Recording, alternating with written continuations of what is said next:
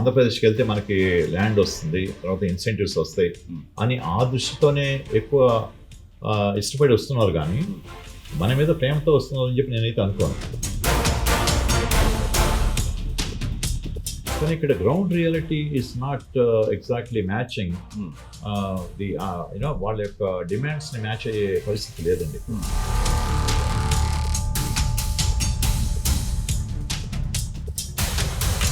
రేపొద్దున మళ్ళీ మా వైఎస్ఆర్సీపీ గవర్నమెంట్ వస్తుంది, వచ్చిన తర్వాత మళ్ళీ మేమంతా మళ్ళీ వెనక్కి తీసుకుపోతామని కొన్ని స్టేట్మెంట్స్ చూస్తే అది ప్రతి వాళ్ళు భయపడుతున్నారు. మన భారతదేశంలో ఆంధ్రప్రదేశ్ రెండవ బీద రాష్ట్రం.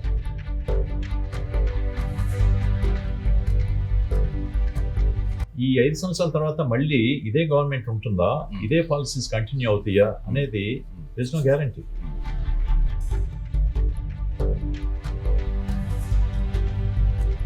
By 2030 probably the Andhra Pradesh will be the number 1 growth state అవటానికి అవకాశం.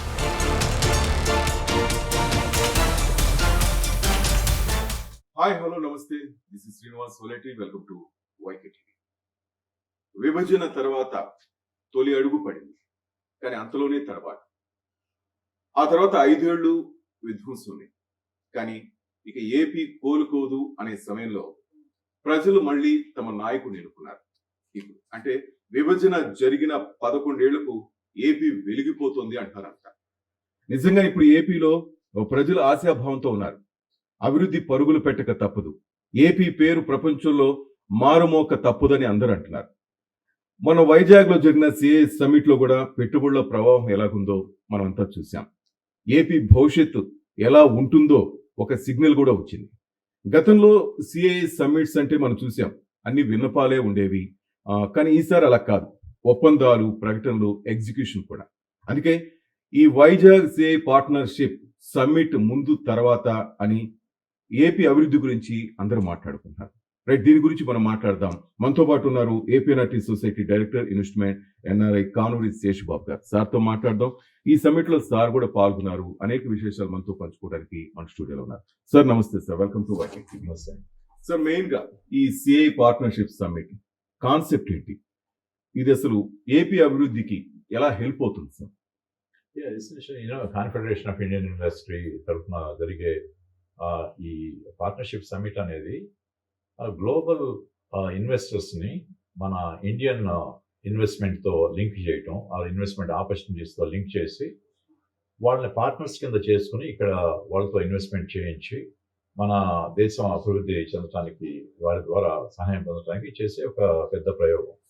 సో ఇది ఈ సంవత్సరం జరిగినటువంటి సిఐ 2025 సమ్మిట్ అనేది ఇప్పుడు దాకా జరిగిన ఈవెంట్స్ లో అన్నింటిలోకి బిగ్గెస్ట్ ఈవెంట్. అంటే amount of interest that has been generated చాలా ఎక్కువ. దానికి కారణం ఏంటంటే ఇప్పుడు ఇంతకుముందు 2017 నుంచి మనం ఆంధ్రప్రదేశ్లో సమ్మిట్ జరిగాం. మన డివైడ్ అయిన తర్వాత 2017-19 తర్వాత 21-23 పెద్ద సక్సెస్ కాలేదు అవి.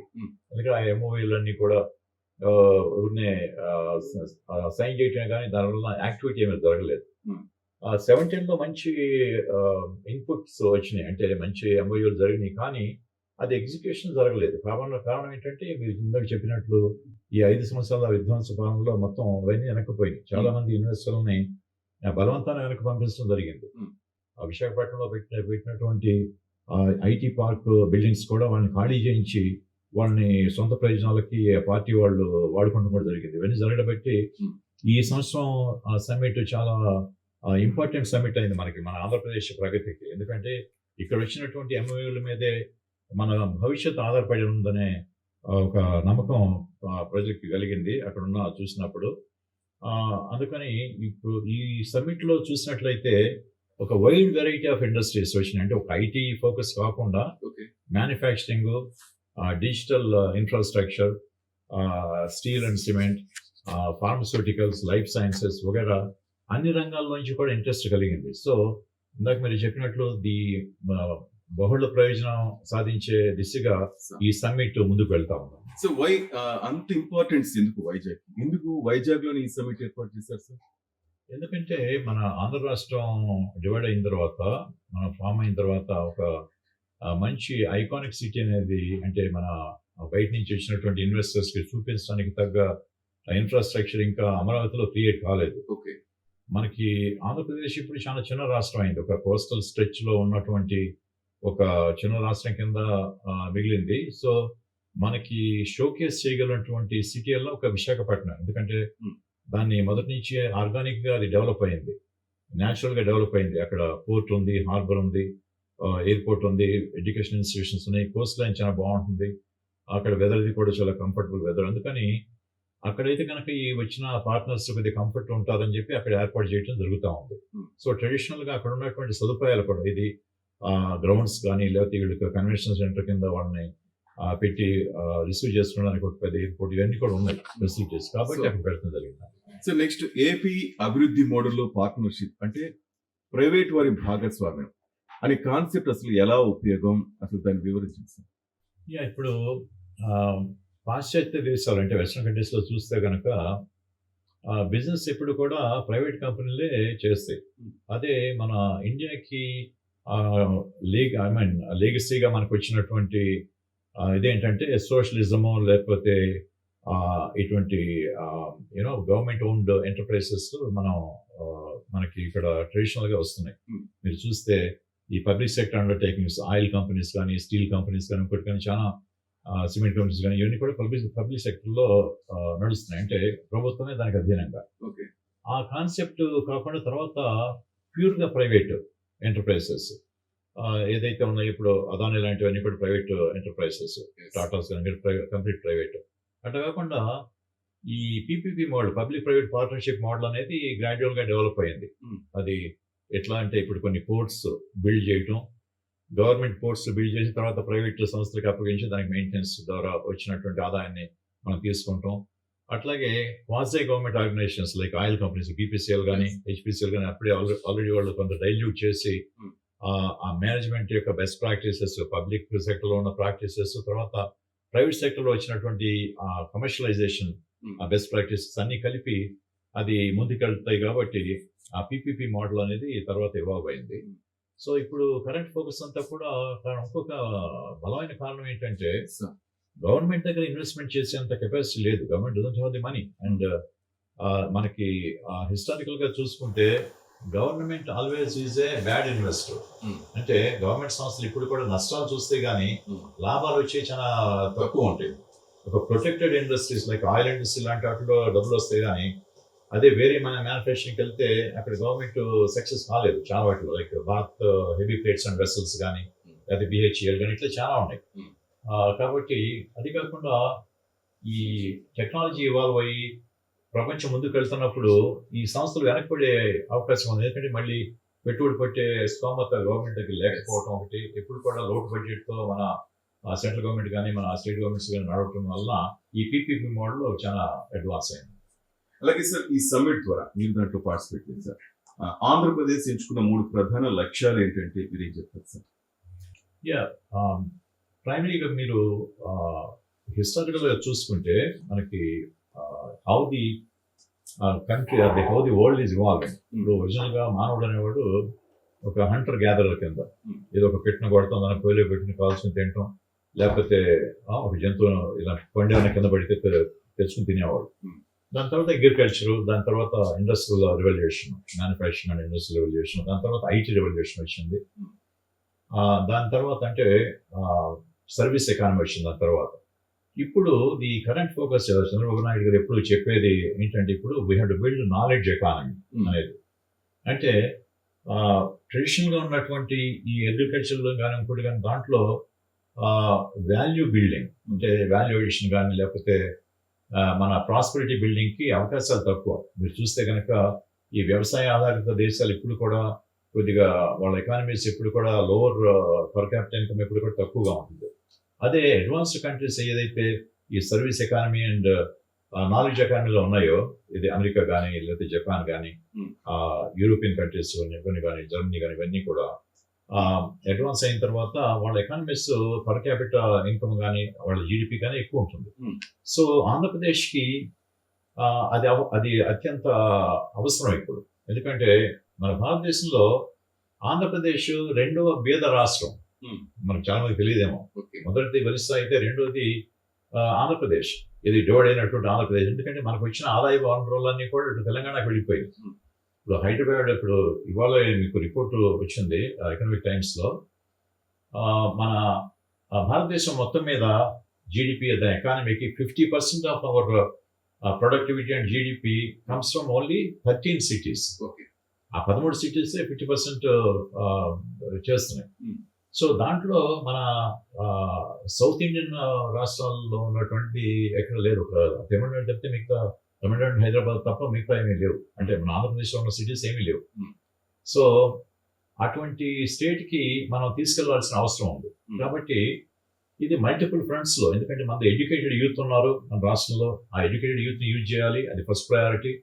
తర్వాత అప్స్కిల్లింగ్, అంటే మనం ఇప్పుడు దాకా ఏదో back office management, call centres, support centres అటువంటి వృత్తుల ద్వారా మనం సంపాదించిన ఎకానమీ నుంచి మనం పైకి వెళ్ళాలి. ఇందాక నేను చెప్పిన ప్యూర్ నాలెడ్జ్ ఎకానమీ స్టేజ్లోకి, using AI and quantum technologies, లేకపోతే ఫార్మా రీసెర్చ్ కానీ అటువంటి ఇన్పుట్స్ అని మన యూత్కి ఇచ్చి వాళ్ళని అప్స్కిల్లింగ్ చేసి తీసుకెళ్ళాలి. తర్వాత ఇంటర్నేషనల్ జాబ్స్లో ఎన్నో ఆపర్చునిటీస్ ఉన్నాయి. మనకు ఐటీనే కాకుండా మ్యానుఫ్యాక్చరింగ్లో కానీ మిగతా రీసెర్చ్ అండ్ డెవలప్మెంట్ స్పేస్లో కానీ చాలా అవకాశాలు ఉన్నాయి. సో ఇక్కడ మన ఆంధ్ర రాష్ట్రంలో ఒక ఎబరేషన్ అన్నాం, అంటే ఏంటంటే ఒక అసాధారణ స్థితి ఉంది. ఇవాళ ఇంజనీరింగ్ కాలేజీల నుంచి బయటకు వచ్చినటువంటి గ్రాడ్యుయేట్స్లో 167 మంది ఎలక్ట్రానిక్స్ అండ్ కమ్యూనికేషన్స్ కంప్యూటర్స్లో ఉన్నారు. కానీ ఇవాళ దాంట్లో జాబ్స్ లేవు. Unemployment base. ఎందుకంటే చాలా కాలేజెస్లో సివిల్ ఇంజనీరింగ్ కానీ, మెకానికల్ ఇంజనీరింగ్ కానీ, లేకపోతే కెమికల్ ఇంజనీరింగ్ కానీ ఇవన్నీ కూడా తీసేస్తారు సబ్జెక్టులు. చాలా కాలేజీలు మూతపడినాయి, ఎందుకంటే ఎవరు లేరని. నేను చదివింది గుడివాడ ఏఎన్ఆర్ కాలేజీ. అక్కడ కాలేజీలో కూడా ఇప్పుడు బిఏ అనేది ఎవరు చేరటం లేదు. బిఏ అనే సబ్జెక్ట్ మొత్తం పోతుంది. బ్యాచులర్ ఆఫ్ ఆర్ట్స్ అనేది మొత్తం ఎవరు లేక కనుమరుగైపోతా ఉంది. అట్లాగే మిగతా కొన్ని బిఎస్సీ వాటిలో కూడా బయాలజీ సైన్స్, సిబిజెడ్ కానీ వీటిలో కూడా ఎవరు చేరటం లేదు. ఎందుకంటే ఇవి ప్యూర్ సైన్సెస్ అయినాయి, they are not applied sciences. అంటే దానివలన బయటకు వచ్చిన తర్వాత వాళ్ళు సమాజంలోకి వెళ్ళి ఒక ఉద్యోగం సంపాదించుకునే ఒక శక్తి కోల్పోతున్నారు, వాళ్ళకి నైపుణ్యత లేకుండా పోతాం. అట్లా కాకుండా మనకి ఇంకా ఈ కాలేజీలో ఒక దురదృష్టం అంటే, ఇది ఈ సంవత్సరం 75 సంవత్సరాలు కంప్లీట్ చేసుకుంటుంది ఏఎన్ఆర్ కాలేజ్ గుడివాడ.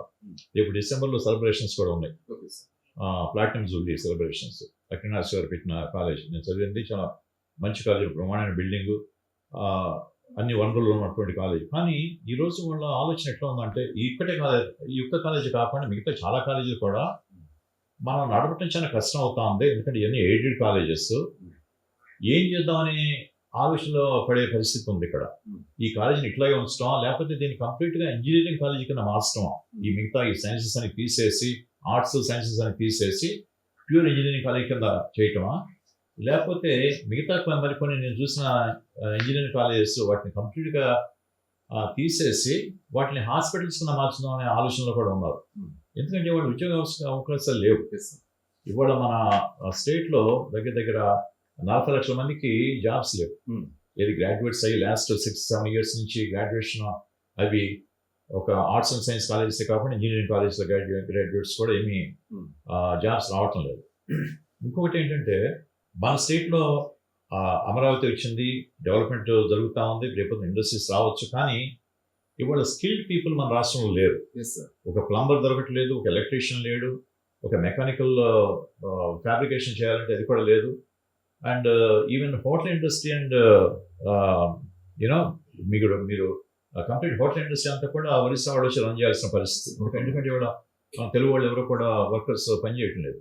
ఎందుకంటే వాళ్ళకి ఫ్రీ బీస్ ఇవ్వడం జరిగింది. ఇప్పుడు చాలా వరకు ఈ గవర్నమెంట్ ఇచ్చేటువంటి ఫ్రీ మనీ వచ్చిన తర్వాత వాళ్ళు పనిచేయడం కూడా తగ్గిపోయింది. ఇవన్నీ చాలా ఎఫెక్ట్ జరుగుతూ ఉంది. కాబట్టి మీరు అడిగినట్లు దీని ప్రశ్నలు ఏంటి, ఈ 3 ప్రయారిటీస్, ఒక స్కిల్స్ అప్గ్రేడేషన్ ఒకటి, కొంత అవకాశాలు అంటే ఆపర్చునిటీస్ క్రియేట్ చేయడం ఒకటి, తర్వాత మన ఫోకస్ని applied sciences, applied technologies oriented education కింద మార్చడం కూడా చాలా అవసరం. ఎందుకంటే మన ఎడ్యుకేషన్ సిస్టమ్ అంతా కూడా చాలా ఓల్డ్ సిస్టమ్. దాన్ని రివైవ్ చేయాల్సిన అవసరం ఉంది ఈ ప్రస్తుత అవసరాలకు తగ్గట్లు. అదండి. సార్ ఈ ఇండస్ట్రీస్, ఇన్ఫ్రా, టెక్నాలజీ, వ్యవసాయ రంగాలకు ఈ మూడు లక్ష్యాలు అంటే ఎలాంటి పాత్ర లభించబోతుంది? సో ఈ అగ్రికల్చర్ సైడ్ మనం ఇప్పటికే చాలా అడ్వాన్స్ అయ్యాం. అంటే ఈ క్రాప్ ఇంతకుముందు ఇప్పుడు కూడా అగ్రికల్చర్ సంబంధించి ఏ సమిట్ లో మాట్లాడింది లేదు సార్. కానీ దీంట్లో లాస్ట్ మినిట్ అచ్చెన్నాయుడు గారు రావటం, అగ్రికల్చర్ సంబంధించి కొన్ని కంపెనీలు రావకపోవటం ఒక చేంజ్ అనిపించింది. అవునండి. ఇప్పుడు మన ఆంధ్ర రాష్ట్రం ఒక agrarian state. Primary driver is agrarian economy. మనకి అగ్రికల్చర్ అండ్ మెరీన్ ప్రొడక్ట్స్ బేసిక్గా మనం biggest exporters because of the Coast line. అయితే ఇప్పుడు ఇక్కడ ఫుడ్ ప్రాసెసింగ్ ఇండస్ట్రీకి బోడంత అవకాశాలు ఉన్నాయి మనకు. ఇప్పుడు లాస్ట్ ఇయర్ ఒక స్టాటిస్టిక్స్ చూసాను నేను చూస్తే, ఇప్పుడు అరకు పాడేరు ఏరియాలో పండినటువంటి పంటల్లో కాఫీ బాగానే ఉంది. బట్ అక్కడ అనాస ఇటువంటి అన్ని పంటలు ఉన్నాయి. ఆ పనస పంటలో దాదాపు 190% పంట పారేయటం జరిగింది. ఎందుకంటే ప్రాసెసింగ్ యూనిట్స్ లేక. ఇప్పుడు మనం ఇక్కడ విజయవాడ, గుంటూరు దగ్గర కూడా లారీలు కొట్లు పెట్టి అమ్మడానికి ట్రై చేసి పాప రైతులు ఏమీ లేక అవన్నీ పారేయటం జరిగింది. అట్లా మామిడి పంట కూడా చాలా పంట ఈ విధంగా వేస్ట్ అవుతా ఉంది. అయితే మన అదృష్టం కొద్దీ ఇక్కడ మలవల్లో ఫుడ్ ప్రాసెసింగ్ టెక్నాలజీ పార్క్ పెట్టి అక్కడ కొంతవరకు కొన్ని units last time Telugu Desam party government ఉన్నప్పుడు ఇచ్చినటువంటి యూనిట్స్ ఇప్పుడు ప్రొడక్షన్ లోకి వచ్చినాయి. సో యూనో ఈ 7-8 years తర్వాత ప్రొడక్షన్ లోకి వచ్చింది. అదేవిధంగా మరిన్ని టెక్నాలజీ పార్కులు పెట్టాల్సిన అవసరం కూడా ఉంది మన స్టేట్ లో. మీరు మన టెక్నాలజీ వైడ్స్ గ్రోత్ ఆర్ డిస్ట్రిబ్యూషన్ మన స్టేట్ లో చూస్తే, అటు అనంతపూర్లో మనకి car industry and heavy industries అన్ని అటు వచ్చినాయి. తర్వాత మన కర్నూలు, వరకుల ప్రాంతంలోనేమో మరికొన్ని ఇండస్ట్రీస్ వస్తున్నాయి. ఇది ఇప్పుడు మన రీసెంట్గా వచ్చినటువంటి పాలసీ గైడ్ లైన్ ప్రకారం కూడా మనం ఈ డిఫెన్స్ టెక్నాలజీ పార్క్స్ పెట్టాలని చెప్పి ఒక పాలసీ తీసుకొచ్చారు. దానికి సతీష్ రెడ్డి గారిని దీని కింద పెట్టి, ఇది అడ్వైజరీ కింద పెట్టి చేస్తే వారు ఒక 5 zones ని డిక్లేర్ చేశారు. ఇది కర్నూలు, ఓరకల్ ఏమో unmanned aerial vehicles and drones. తర్వాత అనంతపూర్ లేపాక్షి పార్క్ అనేమో అక్కడ ఏరోస్పేస్ అది. తర్వాత మన జగ్గేపేట, పెద్దవరం, నందిగామ ఏరియాలో అదేమో missiles and rocket technology and ammunitions. అట్లా విశాఖపట్నం ఏమో నేవల్ వార్ఫేర్కి సంబంధించింది. తర్వాత తిరుపతి ఇది మొత్తం టెక్నాలజీ R&D చేయాలని చెప్పి మొత్తం ఒక స్కీమ్ తయారు చేసి దానికి కొన్ని ఇండస్ట్రియల్ ల్యాండ్స్ కూడా ఐడెంటిఫై చేసి ఇస్తున్నారు. అయితే వాటిని ఇంకా ముందుకు తీసుకోలేదు. అంటే ఇప్పుడు సతీష్ రెడ్డి గారి మళ్ళీ తర్వాత ఒక సెంట్రల్ పొజిషన్ వచ్చింది, adviser to the board of defence studies దానికి. అందుకని మళ్ళీ ఆ పోస్ట్ మరి ఇక్కడ మళ్ళీ ఫిల్అప్ చేస్తారో లేకపోతే వారి మళ్ళీ ఇక్కడికి వచ్చి చేస్తారో తెలియదు. ఈ విధంగా ఇప్పుడు ఈ విధంగా ఇది ఐడెంటిఫై చేసిన మన ఆంధ్రలో ఇంకా కొంత ఏరియా అన్డెవలప్డ్ ఏరియా చాలా ఉందండి. ఫర్ ఎగ్జాంపుల్ అటు విశాఖపట్నంలో ఉన్నటువంటి ఇండస్ట్రీస్ అన్ని పక్కన పెట్టి ఇటు తిరుపతిలో ఉన్నటువంటి మొబైల్ టెక్నాలజీస్ అటు అనంతపూర్ తీస్తే, ఇటు అమరావతి క్యాపిటల్ ఉందనుకోండి, కానీ ఇటు అమరావతికి విశాఖపట్నం మధ్యలో కంప్లీట్గా ఏమీ లేదు. It's completely blank. ఇప్పుడు కాకినాడ పోర్ట్లో కూడా మీరు కాకినాడ పోర్ట్ రెవెన్యూస్ చూస్తే అండ్ GST కలెక్షన్స్ చూస్తే, లాస్ట్ కలెక్షన్ చూస్తే hardly got 60-70 crores GST, very little. అక్కడికి వచ్చిన పెద్ద ఇది కూడా ఏం లేదు. అంటే ఆ పోర్ట్కి వచ్చిన హాల్వే ఏం లేదు, పెద్ద GST ఏం లేదు. అయితే మనం చిన్న పోర్ట్స్ బిల్డ్ చేస్తాం. ఇప్పుడు బందర్ ఒకటి, మూలపేట ఒకటి, ఇట్లా చిన్న దుగ్గరాజపట్నం ఇవన్నీ కూడా బిల్డ్ అవుతున్నాయి. ఇప్పుడు రామపట్నం రిఫైనరీ వస్తూ ఉంది, BPCL refinery project. I used to work in VPCL in the past. ఇప్పుడు 11 years పనిచేసి తర్వాత నేను US వెళ్ళడం జరిగింది. సో ఆ BPCL రిఫైనరీ కూడా వాళ్ళని మేనేజ్మెంట్ నాకు అప్పుడు నాతో పాటు పనిచేసిన వాళ్ళు నా జూనియర్స్ ఉన్నారు. వాళ్ళని అప్పుడు కాంటాక్ట్ చేసి ఈ విధంగా మనకి ఆంధ్రలో అవకాశం ఉంటే వాళ్ళు కూడా కన్విన్స్ అయ్యి ఇక్కడికి రావడం జరిగింది. సో ఇప్పుడు నెక్స్ట్ ఫోకస్ గవర్నమెంట్కి how we are going to distribute this evenly across the state అనేది పెద్ద సమస్య అండి ఇప్పుడు. అందుకని అయితే మీరు ఎక్కువగా వింటున్న పదం ఏంటంటే మనం ఎకో సిస్టమ్ క్రియేట్ చేయాలని. ఈ విధంగా ఐడెంటిఫై చేయడానికి కారణం ఏంటంటే అక్కడ ఒక ఎకో సిస్టమ్ క్రియేట్ అవుతున్నారు. ఇప్పుడు మన లోకేష్ గారు కూడా వాళ్ళ ఆబ్జెక్టివ్, తర్వాత IT డిపార్ట్మెంట్ సెక్రటరీ గారు భాస్కర్ ఆబ్జెక్టివ్ ఏంటంటే బేసిక్గా విశాఖపట్నంని ఐటీ ఇన్ఫ్రాస్ట్రక్చర్ హబ్ కింద మార్చి అక్కడ ఒక ఎకో సిస్టమ్ క్రియేట్ చేయాలి. That's good idea. ఓకే. మీరు ఇంటర్నేషనల్ గా కూడా మీరు షాన్జన్ చూస్తే చైనాలో that's completely the technology related the computer and telephone ఈ ఐటీకి సంబంధించినటువంటి టెక్నాలజీ సెంటర్ అక్కడ ఉంది. అది చాలా ఈజీ మ్యానుఫ్యాక్చరింగ్ కానీ లేకపోతే టెక్నాలజీ స్కిల్స్ కానీ అది. సో ఇక్కడ కూడా అటువంటి టెక్నాలజీ హబ్స్ లేకపోతే మ్యానుఫ్యాక్చరింగ్ హబ్ లైక్ ఫార్మాకి ఒక జోన్ ఈ విధంగా చేస్తే అక్కడ లోకల్ గా బాగా డెవలప్ అయ్యే అవకాశం ఉంది. అయితే ఈ బ్లాంక్ ఏరియాస్ ఏవైతే ఉన్నాయో ఇప్పుడు బిట్వీన్ ఫర్ ఎగ్జాంపుల్ అన్నవరం ఉంది. అన్నవరంకి చుట్టుపక్కల ఎక్కడ 100 కిలోమీటర్లు ఎక్కడ కూడా ఒక మల్టీ స్పెషాలిటీ హాస్పిటల్ కూడా లేదు. అండ్ అక్కడ వాళ్ళంత స్కిల్డ్ పీపుల్ ఉన్నారు. తర్వాత వాళ్ళకి ఆదాయ వనరులు చాలా తగ్గిపోయింది. అక్కడ ఇండస్ట్రీస్ ఏమి లేవు. చాలా బ్లాంక్ ఏరియా ఉంది. తర్వాత అక్కడ వాళ్ళంత ఫుడ్ ప్రాసెసింగ్ ఇండస్ట్రీకి చాలా అవకాశం ఉంది. అక్కడ వాళ్ళంత ఫుడ్ ప్రొడక్ట్స్ మనకి మ్యాంగో కానీ జామా ఇట్లా ఆ విధంగా చాలా ఉన్నాయి అక్కడ. సో ఇటువంటి ఫోకస్ చేయాల్సిన అవసరం ఉందని చెప్పి నాకు అనిపిస్తుంది. సార్, ఇంకా ఉద్యోగాల కల్పనపై ఎలాంటి టార్గెట్ పెట్టుకున్నారు? అంటే ఫ్యూచర్ లో అది జరుగుతుందని ఎలాంటి భరోసా ఇస్తారు సార్? అది ఇప్పుడు మీరు ఎన్ని కంపెనీలు పెట్టినా, ఎన్ని లక్షల కోట్లు చూపించినా యువత ఆలోచించేది మాకు ఎన్ని ఉద్యోగాలు వస్తాయని చూస్తారు sir. They have valid point అండి. ఎందుకంటే ఇప్పుడు మన సిఏ సమిట్ లో one of the main themes that we have seen is ప్రతి ఒక్క ఎంఓయూ చేసింది కూడా దానికి 2 పారామీటర్స్ ఆ 2 క్రైటీరియా అనేది మన గవర్నమెంట్ ఆఫ్ ఆంధ్రప్రదేశ్ ఒక ల్యాండ్ ఇవ్వటం కానీ లేకపోతే రిసోర్సెస్ అలొకేట్ చేయడం కానీ లేకపోతే ఇన్సెంటివ్స్ ఇవ్వడం కానీ జరిగింది. ఆ 2 ఏంటంటే how much investment you're bringing and how much employment you're creating అనేది మెయిన్ పాయింట్స్. ఈ 2 పాయింట్స్. ఎందుకంటే కొన్ని ఇండస్ట్రీస్ కి ఎక్కువ ఎంప్లాయ్మెంట్ క్రియేట్ అవ్వదు హెవీ ఇన్వెస్ట్మెంట్ ఉన్నాగా. ఫర్ ఎగ్జాంపుల్ సోలార్ ఇండస్ట్రీ ఉంది. ఇప్పుడు సోలార్ టెక్నాలజీ పార్క్ కూడా ల్యాండ్ కావాలి. కానీ ఒకసారి ప్లాంట్ పెట్టిన తర్వాత పెద్ద అక్కడ ఎంప్లాయ్మెంట్ ఏమి ఉండదు. అదేవిధంగా ఈ డేటా సెంటర్స్, చాలా డేటా సెంటర్స్ ఇప్పుడు మన వైజాగ్ డేటా సెంటర్ హబ్ కింద అయ్యే ఛాన్స్ కనపడతా ఉంది. ఎందుకంటే Google and Adani data centre ఒకటి, సిటీ ఒక డేటా సెంటర్ వస్తూ ఉంది. అట్లాగే షీటెక్ అండ్ ఆరెంజ్ టెలికాం. ఆరెంజ్ అనేది ఫ్రెంచ్ కంపెనీ. అది నాకు తెలిసిన కాంటాక్ట్స్ ద్వారా ఆరెంజ్ డేటా సెంటర్ కూడా ఇక్కడ వస్తూ ఉంది. వాళ్ళు హెవీ ఇన్వెస్ట్మెంట్ అవసరం అవుతుంది దానికి. కానీ దానికి పెద్ద ఎంప్లాయ్మెంట్ రాదు. ఓకే. అయితే that is a very essential need to develop the further industry. ఈ డౌన్ స్ట్రీమ్ ఇండస్ట్రీస్ ఏదైతే ఉన్నాయో అంటే మన ఐటీ ఇండస్ట్రీ డెవలప్ అవ్వాలంటే ఆ డేటా సెంటర్స్ ఉండాలి. అక్కడ డేటా ట్రాన్స్పోర్టేషన్ చౌక అవుతుంది. ఇప్పుడు మనం ఇంటర్నెట్ కనెక్షన్ కావాలంటే మనకి నెలకి 500, 400 లేకపోతే 1000 రూపాయలు పెట్టాలి ఆ బ్యాండ్ బట్టి. రేపు ఈ డేటా సెంటర్స్ వచ్చిన తర్వాత ఆ బ్యాండ్ కాస్ట్ బాగా తగ్గిపోతుంది. అప్పుడు ఐటీ ఇండస్ట్రీ ముందుకెళ్ళడానికి చాలా అవకాశం ఉంది.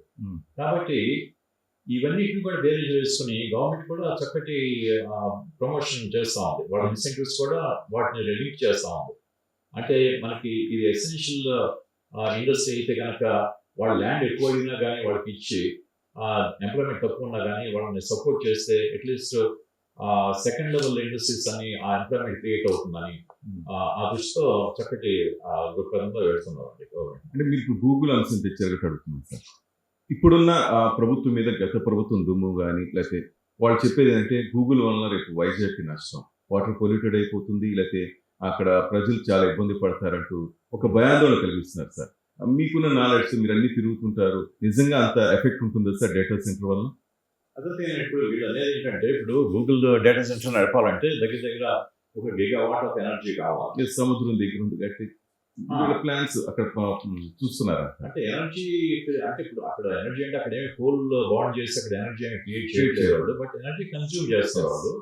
అయితే ఆ 1 గిగావాట్ ఎనర్జీ అనేది ఆ నెసెసిటీ ఉంది. మనకి ప్రొడక్షన్ కూడా పెరుగుతా ఉంది. ఇప్పుడు సోలార్ బేస్డ్ ఎనర్జీ ఇన్ఫ్రాస్ట్రక్చర్ మనకి బాగా పెరుగుతా ఉంది. మనకి ఇప్పుడు దగ్గర 2.2 టెరావాట్స్ ఆఫ్ ఎనర్జీ ప్రొడ్యూస్ అవుతాం ఆల్రెడీ. ఈవెన్ సోలార్ కాంపోనెంట్ కూడా ఇప్పుడు ఉన్నటువంటి 13-14% నుంచి 40-50% వెళ్ళే ఛాన్స్ ఉంది. కాబట్టి ఆ పొల్యూషన్ మీరు అన్నట్టుగా పొల్యూషన్ చాలా తగ్గుతుంది ముందు. అంతేకాని పెరగడం అనేది జరగదు. ఇంటర్నేషనల్ కూడా the solar component of the total energy production పెరుగుతా ఉంది. అందుకని దాంట్లో ఏమి నిజం లేదండి. పైగా ఏంటంటే వాటర్ డెఫినెట్గా కావాలి ఎందుకంటే కూలింగ్కి. అయితే పక్కన సీ ఉంది కాబట్టి ఆ సీ వాటర్ కూలింగ్తో కొంతవరకు చేయొచ్చు. అంటే సీ వాటర్ వచ్చిన సీ వాటర్ యొక్క టెంపరేచర్ పెరిగి మళ్ళీ తర్వాత వెనక్కి పోతుంది. అది దానివల్ల పొల్యూషన్ అయ్యే ఛాన్స్ అంటే ఏం లేదండి. అంటే డేటా సెంటర్స్ పొల్యూటింగ్ ఇండస్ట్రీ కాదు అది. This no chemical process involve. It's purely heat that is generated. ఆ హీట్ డిస్ట్రిబ్యూషన్ వరకు వాళ్ళు కూలింగ్ యూజ్ చేస్తారు. అది ఫ్రెష్ వాటర్ ఉంటే కనుక ఫ్రెష్ వాటర్ కూలింగ్ అయితే వాళ్ళకి ఖర్చు తక్కువ అవుతుంది. కానీ అక్కడ సీ వాటర్ ఉంది కాబట్టి సీ వాటర్తోనే వాళ్ళు కూల్ చేస్తారని చెప్పి నేను భావిస్తున్నాను. ఎందుకంటే ఆ టెక్నాలజీ కూడా బాగా ఇవాల్వ్ అయింది. సో ఓవరాల్గా నేచర్ మీద ఇంపాక్ట్ అనేది డేటా సెంటర్స్ వల్ల పెద్ద ఏమీ జరగదండి. ఆ భయానికి ఏమాత్రం కూడా దానికి ఎవిడెన్స్ లేదు పెద్దగా నా ఉద్దేశం. అలాగే sir, AP development road map లో ఇంటర్నేషనల్ ఇన్వెస్టర్లు అయితే ఈ గ్లోబల్ కార్పొరేషన్స్ ఎలాంటి పాత్ర పోషించబోతున్నాయి సార్? సో ఏపీ డెవలప్మెంట్ ఇందాక నేను చెప్పినట్లుగా మనం ఈ నాలెడ్జ్ ఎకానమీకి తీసుకెళ్ళాలి. సో దాని దిశగానే ఇప్పుడు చంద్రబాబు నాయుడు గారు పెట్టినటువంటి ఈ quantum park, quantum technology park అనేది చాలా ఇంపార్టెంట్ మైల్ స్టోన్ మన ఆంధ్ర రాష్ట్రానికి. తర్వాత అదేవిధంగా గ్రీన్ హైడ్రోజన్ పార్క్ అనేది కూడా చంద్రబాబు నాయుడు గారు ప్రపోజ్ చేసి అది కూడా అమరావతిలో, ఈ రెండు కూడా గ్రీన్ టెక్నాలజీకి సంబంధించినటువంటి అంశాలు కాబట్టి వీటిని అమరావతి ఏరియాలోనే ఉంచడానికి వారు అనౌన్స్ చేశారు. సో భవిష్యత్తులో ఈ క్వాంటమ్ టెక్నాలజీ క్వాంటమ్ కంప్యూటింగ్ అనేది చాలా ఇవాల్వ్ అయ్యే అవకాశం ఉంది. ఎందుకంటే క్వాంటమ్ కంప్యూటింగ్ అనేది చాలా హై పవర్ కంప్యూటింగ్. అంటే ఇప్పుడున్నటువంటి కంప్యూటర్స్ ఏమి కూడా చేయలేని పనులు క్వాంటమ్ కంప్యూటర్స్ చేయగలవు. దానివలన మనం అనుకున్న ఆ నాలెడ్జ్ ఎకానమీ దిశగా వెళ్ళే అవకాశం ఉంది. అంటే కాంప్లెక్స్ ప్రాబ్లమ్స్ ఏవైతే ఉన్నాయో, అంటే ఒక ఫార్మస్యూటికల్ రీసెర్చ్కి ఒక కొత్త మాలిక్యూల్స్, కొత్త మెడిసిన్స్ కనిపెట్టాలి. ఇప్పుడున్న మెడిసిన్స్ అన్నింటినీ అనలైజ్ చేసి ఏవైతే ఈ పర్టికులర్ వ్యాధి మీద పనిచేస్తాయో అది చూసి తర్వాత అటువంటి మాలిక్యూల్స్ ఇంకేమైనా ఉన్నాయా ఈ వ్యాధికి నివారణ ఇవ్వగలని అనేది అంత శక్తివంతమైనటువంటి కంప్యూటింగ్ చేయాలంటే ఒక క్వాంటమ్ కంప్యూటర్ మాత్రమే చేయగలరు. కాబట్టి అది ముందు ముందు దీని యొక్క ఇంపార్టెన్స్ వాళ్ళు అండర్స్టాండ్ చేసుకున్న తర్వాత కానీ తెలియదు. సో ఈ దిశగా మనకి అదొక ఏరియా. తర్వాత గ్రీన్ హైడ్రోజన్, ఇప్పుడు ఓవరాల్గా మన ఈ బ్యాటరీ కార్లు ఉన్నాయి. ఇప్పుడు కరెంట్ టెక్నాలజీ ఆల్రెడీ అవుట్డేటెడ్ అయిపోయింది. అంటే ఎట్లా అంటే ఈ lithium ion polymer based technology ఏదైతే రీఛార్జింగ్ ఉందో ప్రతి 5 సంవత్సరాలకి ఆ బ్యాటరీలో పనిచేయాలి. అది ఎట్లా పారేసి మళ్ళీ కొత్త బ్యాటరీ బ్యాక్ కొనాలి. That is expensive. అట్లా కాకుండా ఈ గ్రీన్ హైడ్రోజన్ మీద, అంటే హైడ్రోజన్ ఫ్యూయల్ సెల్స్ మీద కనుక ట్రాన్స్పోర్టేషన్ జరిగితే అప్పుడు మనకి హైడ్రోజన్ ప్రొడ్యూస్ చేయడం అనేది చాలా ఈజీ పని నిజం చెప్పాలంటే. ఎందుకంటే దానికి కావాల్సిన రా మెటీరియల్ ఏంటంటే సన్లైట్, వాటర్. సోలార్ నుంచి వచ్చిన పవర్ని యూజ్ చేసి హైడ్రోజన్ కన్వర్ట్ చేసి మళ్ళీ హైడ్రోజన్ ఫ్యూల్ సెల్లోకి వెళ్తే మళ్ళీ అది వాటర్ కింద కన్వర్ట్ అవుతుంది, గాలిలో ఉన్న ఆక్సిజన్ తీసుకుని. So simple technology. దానికి ఆ ఫ్యూల్ సెల్ టెక్నాలజీ కూడా బాగా ఇవాల్వ్ అవుతా ఉంది. కాబట్టి గ్రీన్ హైడ్రోజన్లో అది కూడా ఒక కాంపోనెంట్. బేసిక్గా fuel cell technology, hydrogen production, solar production, ఇవన్నీ కలిపి ఈ 3 టెక్నాలజీని కలిపి దాన్ని ఒక ఫ్యూచరిస్టిక్ సైన్స్ కింద మనం డెవలప్ చేయాలని ఆశతో. సో ఇది డెవలప్ అయిన తర్వాత సైమల్టేనియస్గా మన ఎకానమీలో చేంజెస్ వస్తాయి. కొత్త టెక్నాలజీస్ ఇవాల్వ్ అయ్యి మన యూత్ కూడా ఈ అప్స్కిల్లింగ్, ఈ నాలెడ్జ్, ఈ computing knowledge, quantum computing knowledge, తర్వాత ఈ గ్రీన్ హైడ్రోజన్ నాలెడ్జ్ అన్ని కూడా మనకు ఇవ్వాల్సిన అవసరం ఉంది. ఈ ట్రెడిషనల్ ఇంజనీరింగ్ సబ్జెక్ట్స్ అన్ని కూడా మార్చి ఈ కొత్త సబ్జెక్ట్ నేర్పించాల్సిన అవసరం ఉంది. అట్లాగే ఏఐ మీద, AI is the current focus. ఈ మూడింటి మీద కంప్లీట్గా మనం ఉన్న యూత్ ని అప్స్కిల్లింగ్ చేయాల్సిన అవసరం ఉంది. లేకపోతే వీళ్ళు ఇట్లా మిగిలిపోతారు. ఇప్పుడు గ్రాడ్యుయేట్స్ అయ్యి ఇప్పుడు దగ్గర 40 లక్షల మంది పైన ఊరి రోడ్డు మీద తిరుగుతున్న వాళ్ళంతా కూడా వాళ్ళు నెక్స్ట్ ఒక 4-5 years ఇట్లాగే ఉంటే వాళ్ళ తర్వాత పనికి రాదు. ఎందుకంటే వాళ్ళకి స్కిల్ లేదు, పోతుంది, పాత మర్చిపోతారు. సో ఇమీడియట్గా వాళ్ళకి అప్స్కిల్లింగ్ చేయాల్సిన అవసరం ఉంది. లేకపోతే మన యూత్ని మనం నిర్లక్ష్యం చేసిన వాళ్ళు అవుతాం, వాళ్ళ భవిష్యత్తును పాడు చేసిన వాళ్ళు అవుతాం అని చెప్పి నా ఉద్దేశం ఉంది.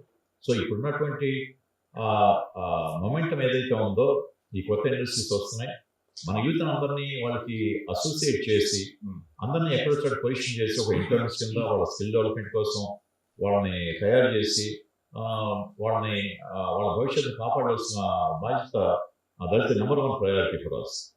సార్ మీలాంటి పెద్దలతో ఇంతకు ముందు కూడా నేను మాట్లాడాను సార్. సేమ్ చెప్పారు సార్. మనం కొత్త కొత్త ప్రాజెక్టులు తెస్తున్నాం, కొత్త కొత్త కంపెనీలు తెస్తున్నాం, కానీ స్కిల్ అంటే కొంత లేదు మన ఆంధ్రప్రదేశ్లో యువత దగ్గర. మరి ఎలా సార్ మీరు ఇన్ని కంపెనీలు తెచ్చి వాళ్ళ దగ్గర ఆ ప్రోడక్ట్ చేయటం అంటే ఆ స్కిల్ లేనప్పుడు ఇంక తెచ్చి కూడా ఏం లాభం సార్? గవర్నమెంట్ దగ్గర ఏమైనా ఆలోచన ఉందా? ముందు వీళ్ళని సరిదిద్దుకుంటే సార్ మనం ఇన్ని కంపెనీలు తెచ్చి ఏం లాభం అంటారు? ఎందుకంటే రేపు జనవరిలో ఇక్కడ అమరావతిలో నేను క్వాంటమ్ కంప్యూటర్ తెస్తాను, ప్రపంచం అంతా ఇటు చూడాలి అంటారు ముఖ్యమంత్రి గారు. అదే ఇప్పుడు this is where hour priorities have become little of side అని. అంటే మనం ఒక సైడ్ మనం ఇండస్ట్రీస్ తెమ్మంటున్నాం, ఇన్వెస్ట్మెంట్ రమ్మంటున్నాం, వాళ్ళకి ఊదర కొట్టి మా రాష్ట్రం ఇంత మంచిది, ఇంత గొప్పది, అది మా యూత్ చాలా బ్రహ్మాండమైన వాళ్ళని అన్ని చెప్తున్నాము. కానీ ఇక్కడ ground reality is not exactly matching వాళ్ళ యొక్క డిమాండ్స్ ని మ్యాచ్ అయ్యే పరిస్థితి లేదండి. ఇవాటికి కూడా మీరు మన పబ్లిక్ స్కూల్స్ అంటే గవర్నమెంట్ రన్ స్కూల్స్ చూస్తే విరిగిపోయిన బలంలోనూ వాడిపోయిన బెంచ్లోనే ఇంకా స్టూడెంట్స్ చదువుకుంటున్నారు. చాలా స్కూల్స్ ఇంకా చూస్తే సరైన బాత్రూమ్స్ కూడా లేవు. నేను ప్రాక్టికల్గా నేను చూసాను. ఇప్పుడు బందర్ దగ్గర తాళాయిపాలెం అని చెప్పి ఒక హై స్కూల్ ఉంది. అక్కడ అంటే దగ్గర దగ్గర 10-12 విలేజెస్కి ఆ స్కూల్ ఒకటే ఆధార్ హై స్కూల్.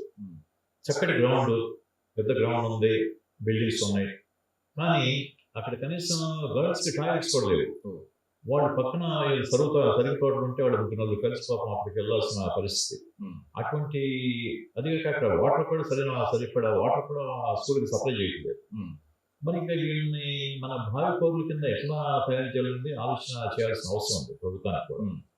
అందుకని ఈ టాప్ ప్రయారిటీ ఈ స్కూల్స్ మీద పెట్టి, ఇప్పుడు దానివల్ల ఏమవుతుందంటే మన ప్రైవేట్ స్కూల్స్ ఎక్కువగా డెవలప్ అయ్యి దానిలో ప్రైవేట్ స్కూల్స్ కానీ వాళ్ళ ఎడ్యుకేషన్ ఒకటే దాని మీద ఇంపార్టెన్స్ ఇచ్చి ప్రైవేట్ స్కూల్స్ ఏమైనాయంటే మన యూత్కి ఒక క్రియేటివ్ నాలెడ్జ్ ఇవ్వలేకపోయినాయి. ఎందుకంటే ఈ ప్రైవేట్ స్కూల్స్ ఎప్పుడు కూడా దేర్ ఎగ్జామినేషన్ ఫోకస్.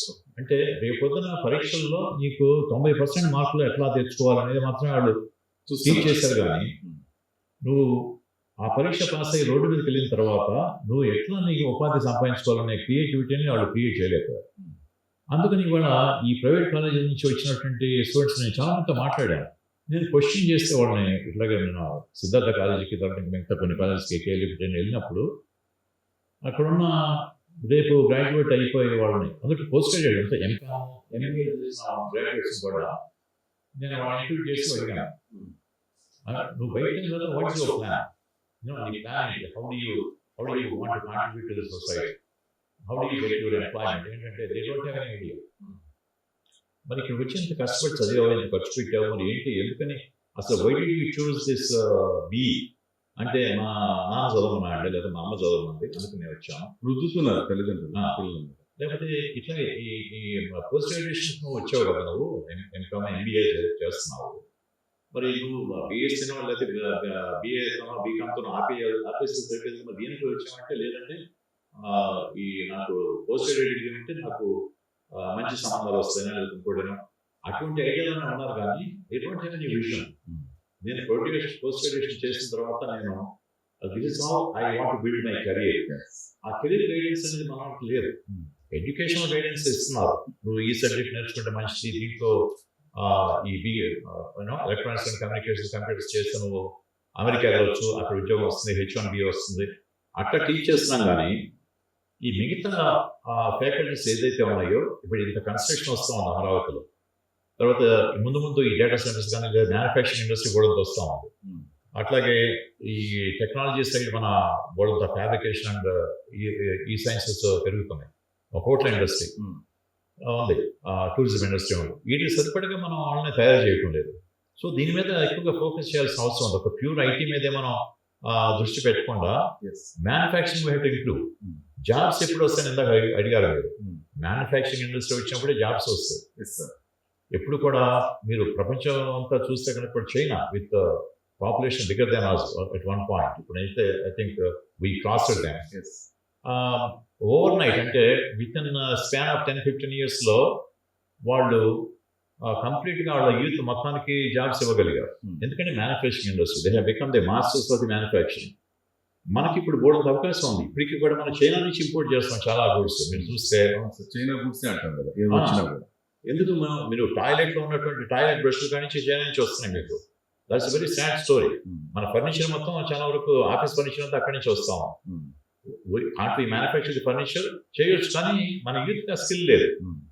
సో ఈ అప్స్కిల్లింగ్ అనేది చాలా ఇంపార్టెంట్ ఇష్యూ అండి. దీని మీద ఎవరు ఫోకస్ చేయట్లేదు. ఆ స్కూల్స్ ప్రాపర్గా పెట్టడం, తర్వాత ఈ ట్రైనింగ్ సెంటర్స్, ఇప్పుడు ఆంధ్రప్రదేశ్ స్కిల్ డెవలప్మెంట్ కార్పొరేషన్, తర్వాత సీడాప్, ఇట్లా సంస్థలన్నీ ఉన్నాయి. వీళ్ళకి కొన్ని రిసోర్సెస్ ఇచ్చి కొంత ఫండింగ్ చేసి మన యూత్ని ఒక క్లస్టర్స్ కింద డివైడ్ చేసి మెకానికల్, మ్యానుఫ్యాక్చరింగ్, టూరిజం, ఇట్లా రకరకాల ఏరియాస్ చేసి చాలా క్విక్గా వీళ్ళందరినీ కూడా తయారు చేయాల్సిన అవసరం ఉంది. ఇప్పుడు మన చేసినటువంటి 13.5 లక్షల కోట్ల ఒప్పందాలని మనం రియాలిటీకి తీసుకెళ్లాలంటే ఆ సంస్థలకు కావాల్సినటువంటి మ్యాన్ పవర్ని కూడా అందించాల్సిన అవసరం ఉంది. వాళ్ళు ఇన్వెస్టర్ వచ్చినప్పుడు అడుగుతాడు వేరే ది పీపుల్ అని. ఇప్పుడు మాకు డేటా సెంటర్ పెడితే ఆ నెట్వర్కింగ్ అండ్ కమ్యూనికేషన్స్ కి సంబంధించిన స్కిల్డ్ పీపుల్ కావాలి ఈ డేటా సెంటర్స్కి. కానీ మన ఆంధ్ర రాష్ట్రంలో ఎవరు లేదు. ఎందుకంటే we do not have any training centre. ఇప్పుడు విశాఖపట్నం నుంచి తిరుపతి దాకా చూస్తే మనకున్న ట్రైనింగ్ ఇన్స్టిట్యూట్స్ మొత్తం అందరూ పోయినాయి. లాస్ట్ 5-6 years తర్వాత ఏమి లేవు. ఇప్పుడు వచ్చారు 4-5 ట్రైనింగ్ ఇన్స్టిట్యూట్ పెట్టారు, తర్వాత అందరూ పారిపోయారు. ఇప్పుడు మళ్ళీ అవన్నీ తీసుకురావాల్సిన అవసరం ఉంది. So this is the current focus for the government అని నేను అనుకుంటున్నాను. ఆంధ్రప్రదేశ్ రావడానికి ఏ కంపెనీలు, ఏ దేశాలు ఆసక్తి చూపిస్తున్నాయి? At the same time sir, ఎందుకు ఇండియాలో ఆంధ్రప్రదేశ్కి ఇంత ప్రత్యేకత ఉంది? ఏం చూసి వస్తున్నాయి సార్ దేశాలు కానీ కంపెనీలు? సో ఆంధ్రప్రదేశ్కి వస్తున్నాయంటే కూడా యాక్చువల్గా నేను ఆంధ్రప్రదేశ్ ఒక్కటే కాదు, యాక్చువల్గా మనకంటే కూడా తెలంగాణకి ఇంకా ఎక్కువ పరిశ్రమలు వస్తున్నాయి. ఎందుకంటే తెలంగాణలో వెల్ డెవలప్డ్ ఇన్ఫ్రాస్ట్రక్చర్ ఉంది, వెల్ డెవలప్డ్ ఎకో సిస్టమ్ ఉంది. కాబట్టి యాక్చువల్గా మన ఆంధ్ర కంటే కూడా తెలంగాణకి ఎక్కువ ప్రిఫరెన్స్ ఉంది. ఓకే, అట్లా కర్ణాటకకి ఎక్కువ ప్రిఫరెన్స్ ఉంది. ఎందుకంటే అక్కడ స్కిల్డ్ పీపుల్ దొరుకుతున్నారు. ప్లస్ ఏంటంటే the government is very proactive. కాబట్టి మీరు చూస్తే ఈ టాప్ గ్లోబల్ కంపెనీస్ అన్నీ కూడా అక్కడికే రావడం జరిగింది. మనకి వచ్చేయన్నీ కూడా చాలా second tier and third tier companies వస్తున్నాయి, కానీ మీరు అన్నది ఇది కరెక్ట్ కాదు. సో మనం చాలా కష్టపడి చాలా మందిని తీసుకోవడానికి ట్రై చేసాం. But they are bypassing Andhra Pradesh and going to other states. అయితే మన అదృష్టం కొద్ది కొన్ని కంపెనీస్ ఇంకా ఇంట్రెస్ట్ చూపిస్తున్నాయి. For example Google and Adani we are able to get them. So ఆ రకంగా చూస్తే కనుక మీరు మనం లైఫ్ సైన్సెస్లో సెనాఫీ, అవెంటిస్ అండ్ అది ప్యారిస్ బేస్డ్ కంపెనీ, అది హైటెక్ సిటీకి పోయింది. అట్లాగే ఈలై లిల్లీ, ఇండియానాపోలిస్ బేస్డ్ కంపెనీ, అదేమో గచ్చిబౌలికి పోయింది. అట్లాగే Roche went to hitech city. ఇవన్నీ తెలంగాణకి పోయిన కంపెనీలు. బీడీ, మెట్రానిక్, నోవార్టిస్, అట్లాగే German bourse, CME group, Vanguard, Bloomberg, SGX, S and P global, అట్లాగే Amazon, Microsoft, Apple, Intel, Qualcomm, ఇవన్నీ కూడా తెలంగాణకి పోయింది. వీటన్నిటి మనం ఇన్వైట్ చేయలేకపోయాం. సో అట్లా చూసుకుంటే కనుక మన రాష్ట్రం మీద ఇంకా కాన్ఫిడెన్స్ ఇంకా బిల్డ్ చేయాల్సినటువంటి ఎక్సర్సైజ్ చేయాలి. అంతేకాకుండా అగ్రెసివ్గా మనం వీళ్ళందరినీ వెళ్ళి మన ఇన్సెంటివ్స్ని చూపించి ఇంకా వాళ్ళని తీసుకురావాల్సిన అవసరం ఉందండి. కాబట్టి అందరూ మన రాష్ట్రం మీద ఎగబెడతారన్నది కూడా అంత నిజం కాదు. Is of doing, is of speed ఎలా ఉంది అనిపిస్తుంది sir? Speed of doing and is of doing business అంతా బాగానే ఉంది, కానీ ఇక్కడ చాలా మంది ఇక్కడికి వచ్చేది నేను చూసింది ఏంటంటే మన ఇన్సెంటివ్స్. ఓకే, ఆంధ్రప్రదేశ్కి వెళ్తే మనకి ల్యాండ్ వస్తుంది, తర్వాత ఇన్సెంటివ్స్ వస్తాయి అని ఆ దృష్టితోనే ఎక్కువ ఇష్టపడి వస్తున్నారు, కానీ మన మీద ప్రేమతో వస్తున్నారని చెప్పి నేనైతే అనుకోను. ఇది నా ఇన్వెస్టర్లను అట్రాక్ట్ చేయడానికి ఎలాంటి పాలసీలు ఇంకా మీరు చెప్తున్న విధానం చూస్తుంటే ఏమైనా పాలసీలు సెపరేట్ పెట్టారు? అవునండి, ప్రతి ఇండస్ట్రీకి పాలసీ ఉంది. ఫర్ ఎగ్జాంపుల్ ఐటీ పాలసీ ఉంది, అట్లాగే డేటా సెంటర్ పాలసీ ఉంది, అట్లాగే మ్యానుఫ్యాక్చరింగ్ పాలసీ ఉంది, టూరిజం పాలసీ ఉంది. వీటన్నిటికీ కూడా ఇన్సెంటివ్స్ ఉన్నాయి. సో ఆ ప్యూర్గా ఆ ఇన్సెంటివ్స్ మీద ఆశపడి చాలా మంది వస్తున్నారు, కానీ నిజంగా ఆర్గానిక్గా నాకు ఇంత బిజినెస్ ఉంది ఈ స్టేట్లో లేకపోతే ఈ కంట్రీలో, కాబట్టి నేను ఇక్కడికి వచ్చి పెడతాను. And Andhra Pradesh is the right place, this is the best place, I get the best people, I get everything the best. Andhra Pradesh అనేది ఎక్కడ లేదండి. ఆంధ్రప్రదేశ్ కంటే కూడా మిగతా రాష్ట్రాలు చాలా అడ్వాన్స్ అయినాయి అటువంటి ఇన్సెంటివ్స్ ఇవ్వడంలో, కానీ లేకపోతే వాళ్ళని హ్యాండ్ హోల్డింగ్ చేసి అక్కడ ఇన్వెస్ట్మెంట్ పెట్టించడానికి కూడా Telangana government for example they are far advance. ఇప్పుడు ఇందాక నేను చెప్పినటువంటి list it's a big list I have. కాబట్టి ఇవన్నీ కూడా వీటిలో కొన్ని మనం తెచ్చుకుంటే చాలా బాగుండేది. ఎందుకు వెనుకబడి ఉంటాను కారణం ఏంటి సార్ ఏపీ? కారణం ఏంటి మనకి అది మీరు ఇందాక చెప్పిన నిజం. ఇప్పుడు ఐదేళ్లు వలన మొత్తం జనాలకు ఇప్పటికి కూడా నమ్మకం లేదు. వీళ్ళందరూ ఎందుకు వస్తున్నారంటే వీళ్ళు ఇంకా ఆ దెబ్బ తినలేదు. వీళ్ళందరూ ఇప్పుడు వచ్చిన వాళ్ళు, ఇంతకు ముందు వచ్చిన వాళ్ళు చాలా మంది పారిపోయిన వాళ్ళు మళ్ళీ వెనక రాలేదు. ఇప్పుడు వచ్చిన వాళ్ళు కూడా ఇంకొక ట్రెపిడేషన్ ఉంది. అంటే ఏంటి, ఈ 5 సంవత్సరాల తర్వాత మళ్ళీ ఇదే గవర్నమెంట్ ఉంటుందా, ఇదే పాలసీస్ కంటిన్యూ అవుతాయా అనేది దిస్ నో గ్యారంటీ. అది ఒక పెద్ద మైనస్ ఫ్యాక్టర్ అయింది. అంటే ఒక హిండ్రెన్స్ అయిపోయింది మనకి. కాబట్టి ఇప్పుడున్న ప్రభుత్వానికి ఉన్నటువంటి అత్యంత ప్రాధాన్యమైన విషయం ఏంటంటే ఈ వచ్చిన ఇన్వెస్టర్స్ కానీ లేకపోతే రాబోయే ఇన్వెస్టర్స్ కానీ ఆ కాన్ఫిడెన్స్ క్రియేట్ చేయాలి. లేదు నెక్స్ట్ ఇంకో గవర్నమెంట్ వచ్చినా కానీ ప్రభుత్వం మారినా ఎవరు వచ్చినా కానీ ఈ పాలసీలు ఇలాగే కొనసాగాలంటే మీరు చెప్తున్నట్టుగా వాళ్ళ కాన్ఫిడెన్స్ లేకపోతే మాత్రం ఈ విధ్వంసం ఇట్లాగే ఉంటుంది, బయట ఉంటారు. అందుకని ఇప్పుడు ఎంఓయూలు చేసి అట్లాగే కూర్చుని 5 సంవత్సరాల తర్వాత చూద్దాం, అసలు ఎప్పుడు ఏమవుతుందో, మళ్ళీ గవర్నమెంట్ వస్తే కానీ అప్పుడు పెడదాం అనే స్టేట్ రాకుండా గవర్నమెంట్ వాళ్ళకి కొన్ని గ్యారంటీస్ ఇవ్వాల్సిన అవసరం ఉందని చెప్పి నేను అనుకుంటున్నాను. మేమే ఉంటాం, భయం పోగొట్టాలి, మేము ఉంటాము. లేకపోయినా ఇంకో గవర్నమెంట్ మారినా కానీ మీ యొక్క ఇండస్ట్రీకి కానీ మీ యొక్క పెట్టుబడి కానీ ఏమాత్రం కూడా నష్టం లేకుండా this is the guarantee from the government అనేది వాళ్ళకి ఇవ్వాల్సిన అవసరం ఉంది. అటువంటి పాలసీ ఏమీ లేదు. So government cannot give any guarantee. అవడానికి కుదరదా సార్? ఎందుకంటే మీరు చెప్తున్నట్టుగా లాస్ట్ టైం వచ్చిన కంపెనీలు చాలా వెనక్కి వెళ్ళిపోయాయి. భయపెట్టో నయానో భయాన్ని వాళ్ళు పంపించేశారు. అమర్ రాజ్యాన్ని మనకు కళ్ళ ముందు చూస్తున్నాం. ఆ కంపెనీ తెలంగాణకు వెళ్ళిపోవడానికి కారణం మన ప్రభుత్వమే. రేపు ఈ ప్రభుత్వం కాకుండా గత ప్రభుత్వం మళ్ళా వస్తే కూడా కంపెనీల మీద కక్ష సాధింపు అనే పదం నేను వాడుతున్నాను సార్, కానీ అది జరగబోతుంది. వీళ్ళు తెచ్చిన కంపెనీ నేను ఎందుకు ఉంచాలి, ఏదో జరిగిందని.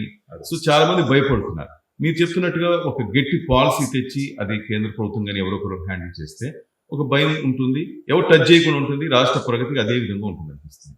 అదేనండి, అటువంటి గ్యారంటీస్ ఏమి కూడా స్టేట్ గవర్నమెంట్ ఇవ్వలేదు. ఎందుకంటే చేయలేరా లేక ఇవ్వలేక సార్? ఏంటి ఇక్కడ ప్రాబ్లం? అది ప్రాబ్లం ఏంటంటే అటువంటి గ్యారంటీస్ ఇవ్వడానికి ఇది ఒక పొలిటికల్ ఫుట్బాల్ అవుతుందని చెప్పి వాళ్ళకి భయం అన్నమాట. ఎందుకంటే అటువంటి అది ఇవ్వచ్చా లేదా అంటే లీగల్గా how far they can go అనేది తెలియదు. కాబట్టి సెంట్రల్ గవర్నమెంట్ గనక అటువంటి గ్యారంటీస్ ఇస్తే గనక స్టేట్ గవర్నమెంట్ కూడా ఇవ్వగలదు. కానీ ఇటువంటి పాలసీస్ ఏ ఉన్నా కానీ చాలా డీప్గా స్టడీ చేసి ఇవ్వాల్సిన అవసరం ఉంది. Government cannot give a guarantee. మీరు పెట్టుబడి పెట్టండి, మీరు కనుక రేపొద్దున ప్రాబ్లం వస్తే కనుక మీ పెట్టుబడికి మేము 2 మేము డబ్బులు ఇస్తాము అనేది అంత ఈజీగా గవర్నమెంట్ కమిట్ అవ్వలేదు. ఎందుకంటే there may be so many factors ఉంటాయి. లీగల్గా అది బైండింగ్ అగ్రిమెంట్ కింద గవర్నమెంట్ ఎప్పుడు కూడా చేయలేదు. బట్ అది లేనంత వరకు వీళ్ళకి ఎప్పుడు కూడా భయం ఉంటుంది. నేను ఇవాళ పెట్టుబడి పెట్టిన తర్వాత ఇప్పుడు అందుట్లో మీరు చూసే ఉంటారు, ఇప్పుడు జగన్మోహన్ రెడ్డి ఇంతకుముందు స్టేట్మెంట్స్ కూడా ఇచ్చారు. రేపొద్దున మళ్ళీ మా వైఎస్ఆర్సీపీ గవర్నమెంట్ వస్తుంది, వచ్చిన తర్వాత మళ్ళీ మేమంతా మళ్ళీ వెనక్కి తీసుకోవడం కొన్ని స్టేట్మెంట్స్ చూస్తే అది ప్రతి వాళ్ళు భయపడుతున్నారు. కాబట్టి అది లేకుండా చూడాల్సిన బాధ్యత గవర్నమెంట్ మీద ఉంది. అది ఏ విధంగా చేస్తుంది గవర్నమెంట్ అనేది మరి it's big some thinking has to be done. చెప్తున్నట్టుగా ఆ 2 రాష్ట్రాల్లో ఈ ప్రాబ్లం లేదు. ఏ గవర్నమెంట్ వచ్చినా కొనసాగిస్తూ పోతున్నారు తప్ప అక్కడ ఆ విధ్వంసం కనపట్లేదు. మన ఆంధ్రప్రదేశ్కి వచ్చేకి కక్ష సాధింపు కనిపిస్తుంది. ఆంధ్రప్రదేశ్ దురదృష్టం అని చెప్పి అనుకోవాలి. ఎందుకంటే మనం కష్టపడి తెలంగాణని హైదరాబాద్ని ఎంత డెవలప్ చేసామో, ఒకసారి ఒక చెట్టు నాటి ఫ్రూట్స్ పెట్టాం, తర్వాత ఇక్కడ కూడా అటువంటిది మొదలు పెట్టిన మళ్ళీ చెట్టు నరికేస్తే మళ్ళీ దాన్ని చిగురించి మళ్ళీ ఎంత ముందుకు తీసుకెళ్ళాలని ప్రయత్నిస్తున్నాం. మళ్ళీ ఇంకోసారి ఆగిపోతే కానీ మళ్ళీ ఆంధ్రప్రదేశ్ రాష్ట్రం ఇంకా ఆల్రెడీ నేను ఇందాక చెప్పినట్లుగా we are the second poorest state. ఇప్పుడు జీడిపి అట్లీస్ట్ మనకి 5 to 6%, 6.5 అంటున్నారు. మేబీ అరౌండ్ 5% జీడిపి గ్రోత్ లో ఉన్నాం మనం. ఒరిజినల్గా మనం స్టార్ట్ చేసినప్పుడు వీఆర్ మోర్ దెన్ 10%, 10.5% గ్రోత్ ఉంది మనకి. అటువంటి స్టేజ్కి తీసుకెళ్ళటం బహుశా ఒక 2 years తర్వాత అది దొరుకుతుందని చెప్పి నా ఆశ అండి. ఎందుకంటే ఇప్పుడు వస్తున్నటువంటి ఇన్వెస్ట్మెంట్స్ అన్ని కూడా ల్యాండ్ అయ్యి కొంత గ్రోత్ స్టార్ట్ అయినప్పుడు మెల్లిగా జనానికి కాన్ఫిడెన్స్ వస్తుంది. వచ్చి పర్లేదు ఇంకా మళ్ళీ ఈ పాతకాలం నాటి ఈ దుర్మార్గం మళ్ళీ మన మీద ఆ జులుము ఉండదు అనే నమ్మకం వచ్చినప్పుడు చాలా ఫాస్ట్గా మనకు ఇన్వెస్ట్మెంట్ వచ్చే అవకాశం ఉంది. ఇప్పుడు ఎప్పుడైతే ఈ బయటకు వెళ్ళిపోయిన కంపెనీస్ కూడా ఇప్పుడు మళ్ళీ వస్తాయి. ఇప్పుడు మన అమరావతి ప్రాంతానికి కూడా చాలా ప్రైవేట్ సంస్థలకి, తర్వాత పబ్లిక్ సంస్థలకు కూడా, పబ్లిక్ సెక్టర్ ఆర్గనైజేషన్స్కి చాలా ల్యాండ్ ఇవ్వడం జరిగింది. వాళ్ళు కూడా ఇంతవరకు ల్యాండ్ చేయలేదు. For example even oil companies, reserve bank of India, state bank of India, all the national banks, వీటన్నిటి కూడా ల్యాండ్స్ అలాట్ చేయడం జరిగింది. కానీ ఎవరు కూడా ఇంతవరకు అక్కడ కన్స్ట్రక్షన్ మొదలు పెట్టలేదు. ఆ ప్రాబ్లం ఏంటంటే అక్కడ మెయిన్గా ఇన్ఫ్రాస్ట్రక్చర్ లేకపోవడం, రోడ్లు లేకపోవడం, వాటర్ ఫెసిలిటీస్ లేకపోవడం, వాళ్ళు కట్టి నేను ఏం చేస్తాను అనేది. ఇప్పుడు రిజర్వ్ బ్యాంక్ ఆఫ్ ఇండియా ఉంది, already they have an office here. ఇప్పుడు విజయవాడ ఉంది, మళ్ళీ అక్కడికి వెళ్తే నాకు అంత ఇన్వెస్ట్మెంట్ చేసే అంత అవసరం ఏముంది. అట్లాగే ఇప్పుడు ఈ ఆయిల్ కంపెనీస్ కూడా they already have offices. Hyderabad ఉంది ఆఫీసు, ఇక్కడ ఉంది. సో దే హ్యావ్ ఇబ్రహీంపట్నం ఉన్నాయి ఆఫీసులు. So why should we put more money here అనేది ఒకటి ఉంది. అందుకని ఇవాళ రియల్ ఎస్టేట్ రంగం కూడా, ఎందుకంటే ఆ రంగంతో నాకు కొంత పరిచయం ఉంది కాబట్టి, ఇవాళ అంత డిమాండ్ ఏమి లేదండి ఇక్కడ. ఇప్పుడు ఐ థింక్ ఇప్పుడు అమరావతి ఇంకా ఇన్వెస్ట్మెంట్ అందరూ వచ్చి ఇక్కడ పెట్టుబడి పెట్టి చాలా పైకి వెళ్ళిపోతుందనే ఇదేమీ లేదు ఇక్కడ. అంత భూమి ఏమీ లేదు ఇక్కడ. సో ఇప్పుడున్నది మనం ఏదైతే చూస్తున్నామో, I think that will continue for some time. ఇప్పుడు ఈ పెట్టుబడులు వచ్చి ఇవన్నీ కూడా ఫ్రూట్ఫుల్ అవ్వడానికి కనీసం ఒక 2 years పైన పడుతుంది. ఇప్పుడు గూగుల్ డేటా సెంటర్ అంటున్నాం మనం, అదే అదానిస్ పెట్టే డేటా సెంటర్, తర్వాత సిటీ వాటి కూడా ఒక డేటా సెంటర్ పెట్టాలని, తర్వాత అన్నింటినీ ఇంపార్టెంట్ నేను ఒకటి కవర్ చేయవచ్చు. ఎందుకంటే నాకు పరిచయం ఉన్నటువంటి ఈ షీటెక్ అనేవాళ్ళు ఆరెంజ్ కంపెనీతో కొలాబరేషన్తో డేటా సెంటర్ పెడుతున్నారు. I think that will be the first company, first data centre that will be landed very soon. ఒకసారి మన పర్మిషన్స్ గూగుల్ కన్నా ముందు వచ్చే అవకాశం ఉంది. ఎందుకంటే ఈ ఆరెంజ్ గురించి 2 విషయాలు చెప్పాలంటే, orange communications, orange services and orange marine, ఇవన్నీ కూడా group companies. They are the number 1 in data centres. ఎందుకంటే ఆ మెరీన్ కేబుల్ అంటే సముద్రంలో ఈ ఫైబర్ ఆప్టిక్ కేబుల్ వేసుకుని రావడానికి వాళ్ళ దగ్గర ఒక 7 ships ఉన్నాయి, కేబుల్ లేయింగ్ షిప్స్. అట్లా 2 సర్వే షిప్స్ ఉన్నాయి. అంటే ఎక్కడి నుంచి కేబుల్ వేయాలంటే కూడా అవి సర్వే చేసి దాన్ని చేసే. Plus they own the cable. వాళ్ళు ఒక 200 countries వాళ్ళు ఆపరేట్ చేస్తున్నారు వాళ్ళ టెలికామ్ సర్వీసెస్. సో వీటన్నిటికంటే ముందు వాళ్ళు ఇక్కడికి వచ్చే అవకాశం ఉంది విశాఖపట్నానికి. వాళ్ళు వస్తే కనుక వెంటనే ఈ డేటా కంపెనీస్ అన్ని కూడా, ఐటీ కంపెనీస్, డేటా రిక్వైర్మెంట్ ఉన్న కంపెనీస్, అట్లాగే మీడియా కంపెనీస్, ఈ బ్యాండ్విడ్త్ కాస్ట్ చాలా తగ్గిపోతుంది. And quality of the bandwidth కూడా పెరుగుతుంది. సో అండ్ ఇంటర్నేషనల్ ట్రాఫిక్ ఈజీగా చేయడానికి అవకాశం ఉంటుంది. సో వాళ్ళు బహుశా ఒక 18 to 24 months వాళ్ళు కేబుల్ లేయింగ్ కంప్లీట్ అవుతుంది, ఫస్ట్ డేటా సెంటర్ స్టార్ట్ అవుతుంది. కాబట్టి ఒక ఈ 2-3 years టైం గ్యాప్లో ఈ మొత్తం ఇన్వెస్ట్మెంట్ అంతా కూడా ఫ్రూట్ఫుల్గా అయ్యి ఒక మొమెంటం స్టార్ట్ అయినప్పుడు, అప్పుడు కొద్దిగా ఈ మన ఆంధ్రప్రదేశ్ పరిస్థితి డెఫినెట్గా మారే అవకాశం ఉందండి నా ఉద్దేశంలో. అలాగే ఈ వన్ టైం ఇన్వెస్ట్మెంట్లా కాకుండా ఎకో సిస్టమ్ డెవలప్ చేస్తున్నారు సార్ మీరు ఇంతకుముందు. అంటే ఇది ఎలా ఇంపాక్ట్ చూపిస్తుంది సార్? అదే ఎకో సిస్టమ్ అనేది ఎప్పుడు కూడా ఇంపార్టెంట్ అండి. చాలా మందికి అర్థం కాదు. ఏమంటే అన్ని తీసుకెళ్ళి విశాఖపట్నంలో పెడుతున్నారు, లేకపోతే అన్ని తీసుకెళ్ళి అక్కడ అనంతపురంలో పెడుతున్నారు, లేకపోతే తిరుపతిలో పెడుతున్నారు అని అంటున్నారు. కానీ దానికి ఉన్నటువంటి కొన్ని ప్రత్యేక అవసరాలు ఏవైతే ఉన్నాయో, ఇండస్ట్రీకి సరిపడే అవసరాలు అక్కడ ఆ సదుపాయాలు ఉన్నాయి కాబట్టి పెట్టడం జరిగింది. ఫర్ ఎగ్జాంపుల్ అనంతపూర్లో ఆటో ఇండస్ట్రీ డెవలప్ అవడానికి కారణం ఏంటంటే అక్కడ land is cheap. PM Motors అన్ని పెట్టి మిగతా ఆటో ఇండస్ట్రీ కూడా అక్కడ తీసుకెళ్ళమని అంటున్నారు. ఎందుకంటే అక్కడ వర్కర్స్ దొరుకుతారు. అటు పక్కన బెంగళూరు నుంచి కానీ, లేకపోతే మన తమిళనాడు నుంచి కానీ వర్కర్స్ మనం తీసుకొచ్చి చేయడానికి అవకాశం ఉంది. అది కాక అక్కడ ల్యాండ్ డ్రై ల్యాండ్ కాబట్టి అక్కడ పొల్యూట్ అయ్యే ఛాన్స్ తక్కువ. అదే వాటర్ బాడీస్ పక్కన పెడితే కనుక అది పొల్యూషన్ అయ్యే ఛాన్స్ ఉంటుందని. ప్లస్ ఏంటి, తిరుపతి దగ్గర ఎలక్ట్రానిక్ ఇండస్ట్రీ మనం డెవలప్ చేసే అవకాశం ఉన్నాయి. ఎందుకంటే అక్కడ తమిళనాడు యొక్క ఎఫెక్ట్ ఉంటుంది మనకి. అక్కడి నుంచి మనకి స్కిల్డ్ పీపుల్ రావటం. ఆ తర్వాత ఎస్వి యూనివర్సిటీ ఉంది. ఆ యూనివర్సిటీలో ఎలక్ట్రానిక్స్, తర్వాత చుట్టుపక్కల కాలేజెస్, తమిళనాడు చుట్టుపక్కల కాలేజెస్ వాళ్ళ స్కిల్స్ అన్ని కూడా మనం యూజ్ చేసుకుంటున్నాం. ఎందుకంటే హైదరాబాద్ లో అంత మ్యానుఫ్యాక్చరింగ్ అంటే ఐటీ మ్యానుఫ్యాక్చరింగ్ లేదా సెల్ ఫోన్ మ్యానుఫ్యాక్చరింగ్ పెద్ద లేదు. అది బెంగళూరులో ఉంది ఇప్పుడు ఇక్కడ మొదటి నుంచి కూడా మ్యానుఫ్యాక్చరింగ్. సో తిరుపతి బెంగళూరుకి పెద్ద డిస్టెన్స్ ఉంటుంది కాబట్టి అక్కడ క్రియేట్ అవుతుందని. అట్లాగే ఇప్పుడు ఈ మిసైల్ సిస్టమ్స్ అని మనకి జగ్గపేట ఇచ్చారు, అట్లా కొంతవరకు డిస్ట్రిబ్యూషన్ జరుగుతూ ఉంది. నేను ఇందాక కవర్ చేసినట్లుగానే ఈ విజయవాడ టు కాకినాడ, విజయవాడ టు విశాఖపట్నం మధ్యలో మొత్తం అంతా కూడా బ్లాంక్ మిగిలిపోయింది. ఇక్కడ ఫుడ్ ప్రాసెసింగ్ అండ్ మిగతా మ్యానుఫ్యాక్చరింగ్ ఇండస్ట్రీస్ ఇక్కడ ఫోకస్ చేసి గవర్నమెంట్ పెట్టాల్సిన అవసరం ఉంది. ఇక్కడ కూడా కొన్ని క్లస్టర్స్ డెవలప్ చేయాలి. అప్పుడే మనకి ఒక ఈవెన్ గ్రోత్ స్టేట్లో ఉంటుంది. అప్పుడు అందరూ కూడా కొద్దిగా హ్యాపీగా ఉంటారు అని మనం ఆలోచించి ఇక్కడ కూడా కొంత కొన్ని ఇండస్ట్రియల్ పార్క్స్ క్రియేట్ చేయాల్సిన అవసరం ఉందని చెప్పి నేను అనుకుంటున్నాను. సార్, ఈ ఆర్టిఫిషియల్ ఇంటెలిజెన్స్, ఐటీ, R&D ఇలాంటి కంపెనీలు దాటానికి అసలు ఏపీ ప్లాన్స్ ఏంటి సార్? సో ఆర్టిఫిషియల్ ఇంటెలిజెన్స్ అనేది it's a fact of life today. ఎందుకంటే ఆర్టిఫిషియల్ ఇంటెలిజెన్స్ అనేది మనం ఇంతకుముందు గూగుల్ ఎట్లా యూజ్ చేస్తాం అట్లాగే ఇప్పుడు ఆర్టిఫిషియల్ ఇంటెలిజెన్స్ సంబంధించినటువంటి చాట్ GPT అలాంటి టూల్స్ యూజ్ చేసి మనం ఎంతో దానివల్ల లాభపడతాం. అంతేకాకుండా ఇవాళ వెబ్సైట్లు కూడా చాలా వరకు ఆ ఏఐతో ఇంటిగ్రేట్ చేస్తున్నారు. అంతేకాకుండా ఒక కస్టమర్ మేనేజ్మెంట్, కస్టమర్ రిలేషన్స్ కానీ లేకపోతే హాస్పిటల్ మేనేజ్మెంట్ కానీ తర్వాత ఫార్మస్యూటికల్ రీసెర్చ్ కూడా ఆర్టిఫిషియల్ ఇంటెలిజెన్స్ యూజ్ చేయడం జరుగుతూ ఉంది.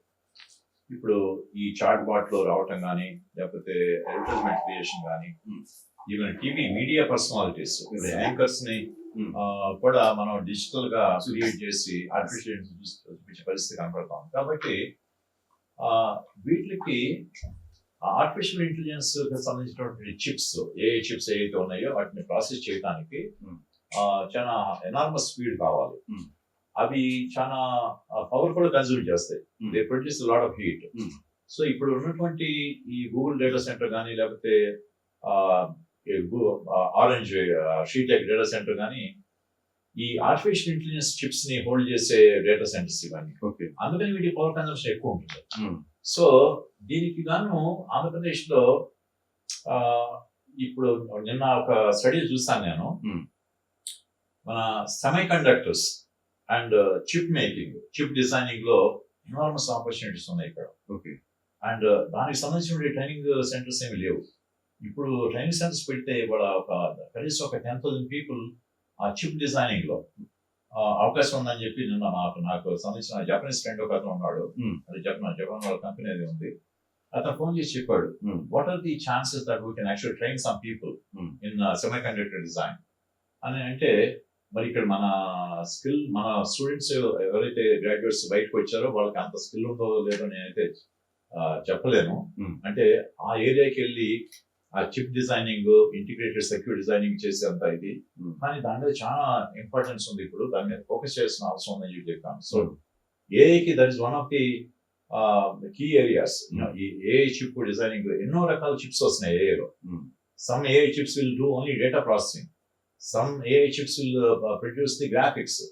ఇట్లా రకరకాల ఏరియాస్ లో ఉన్నాయి. కాబట్టి అద్భుతమైన అవకాశాలు ఉన్నాయి. కానీ గవర్నమెంట్ దీని మీద ఫోకస్ చేయాలి. ఇప్పుడు ఇన్నోవేషన్ సొసైటీ అని గవర్నమెంట్ ఆఫ్ ఆంధ్రప్రదేశ్ ఒక ఇన్నోవేషన్ సొసైటీ ఉంది. ఇప్పుడు టాటా ఇన్నోవేషన్ హబ్ పెట్టింది అదే బిల్డింగ్ లో. అక్కడ టాటా ఇన్నోవేషన్ హబ్ తర్వాత ఇన్నోవేషన్ సొసైటీ రెండు కలిపి ఉన్నాయి. కానీ దానికి ఇంతవరకు చైర్మన్ అని ఎవరు లేరు.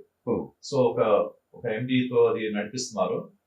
Last time Tata innovation innovation society ద్వారా లాస్ట్ టైం సిఐ ఈవెంట్ 2017 జరిగింది.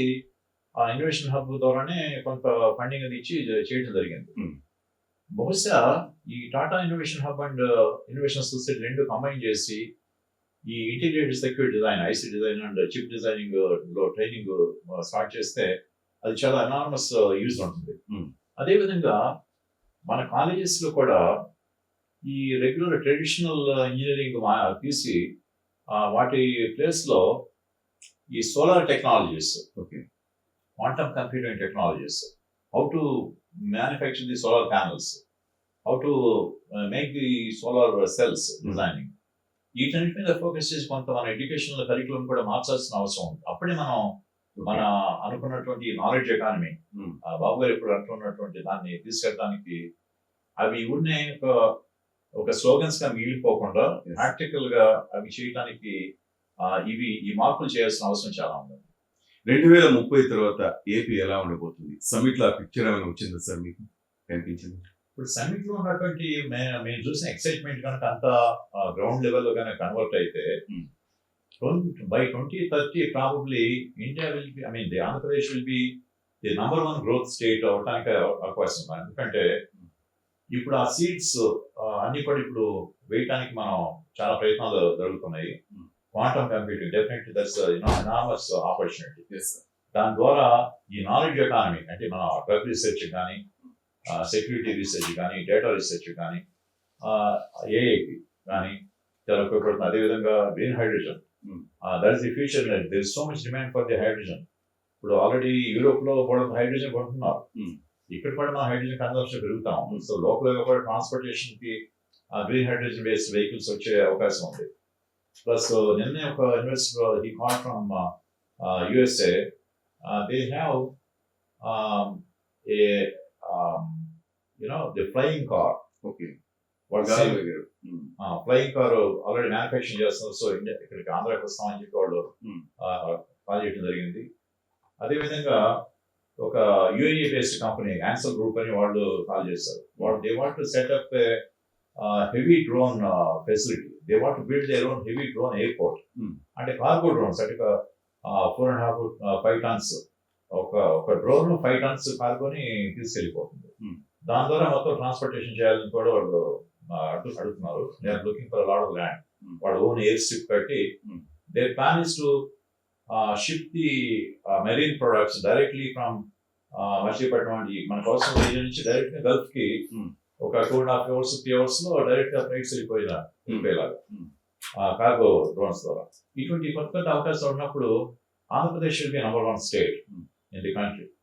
దానికి Chandrababu Naidu garu he's the right guy to provide that vision. ఆ విజన్ ని గ్రౌండ్ రియాలిటీ కింద కన్వర్ట్ చేయాల్సిన బాధ్యత మన అందరి మీద ఉందని చెప్పి నేను అనుకుంటున్నాను. ఏపీలో పెట్టుబడులకు అవకాశం ఉన్న ఆ సెక్టర్ ఏంటి సార్ ప్రస్తుతం ఎక్కువ పెట్టుబడులకు? Manufacturing. The #1 opportunity for Andhra Pradesh is in manufacturing. ఎందుకంటే మన మ్యానుఫ్యాక్చరింగ్ వీఆర్ సో వీక్. మనం ఇక్కడ కన్జ్యూమ్ చేసినటువంటి గూడ్స్ లో దాదాపు 90% మొత్తాన్ని కూడా బయట నుంచి తెచ్చుకున్నాం. అయితే గుజరాత్ నుంచి లేకపోతే మహారాష్ట్ర నుంచి లేకపోతే వేరే స్టేట్స్ నుంచి లేకపోతే హైదరాబాద్ నుంచి. హైదరాబాద్ కూడా ఇండస్ట్రియల్ ల్యాండ్ డెవలప్ అయింది. మీరు చూస్తే మనకి ఇండస్ట్రియల్ ప్రొడక్ట్స్ డెవలప్మెంట్ చాలా తక్కువ ఉంది ఇక్కడ మనం ప్రొడ్యూస్ చేసి. అంతేకాదు మనం కంప్లీట్ గా ఇగ్నోర్ చేసిన సెక్టర్ ఇందాక స్కూల్స్ అన్నాను. రెండోది మన ఇండస్ట్రియల్ ఎస్టేట్స్. మన ఆటో నగర్లో మీరు ఇవాళ మన స్టేట్ లో ఏ ఆటో నగర్కైనా వెళ్ళండి. మంగళగిరిలో ఇది మన రాజధాని పక్కన రాజధాని చుట్టూ ఉన్నటువంటి గుంటూరు ఆటో నగర్ కానీ మంగళగిరి ఆటో నగర్ కానీ లేకపోతే విజయవాడ ఆటో నగర్ కానీ వెళ్ళండి. ఎక్కడ కూడా మీరు ఒక కారు డ్రైవ్ చేయగలిగిన రోడ్ అనేది లేదు ఎక్కడ కూడా. But these are the only places where the government is getting GST. Government is getting its economy. ఇప్పుడు these are the real producers. They are the real architects of Andhra Pradesh.